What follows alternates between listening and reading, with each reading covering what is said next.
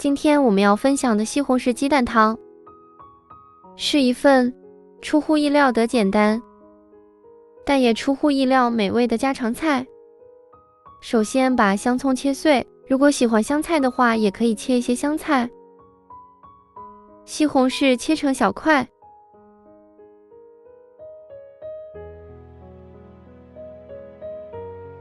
锅热后加入少量油，油不需要加的太多，这道菜并不需要太多的油。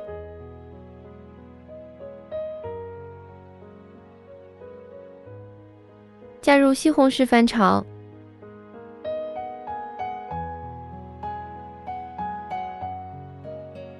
炒出汤汁，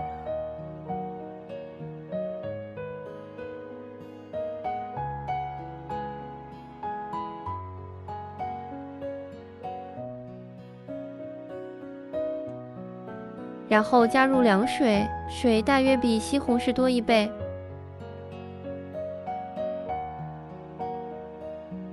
盖上锅盖，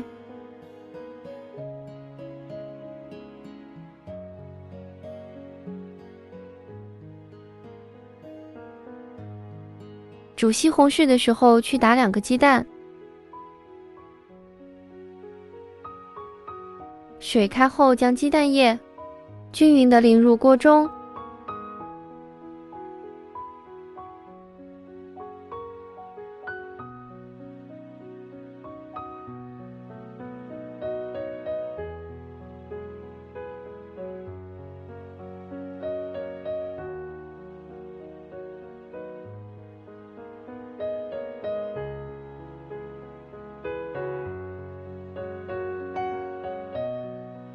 然后加入盐，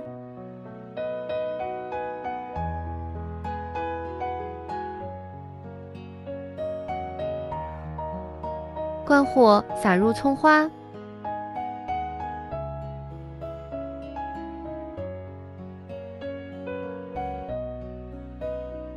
淋入香油，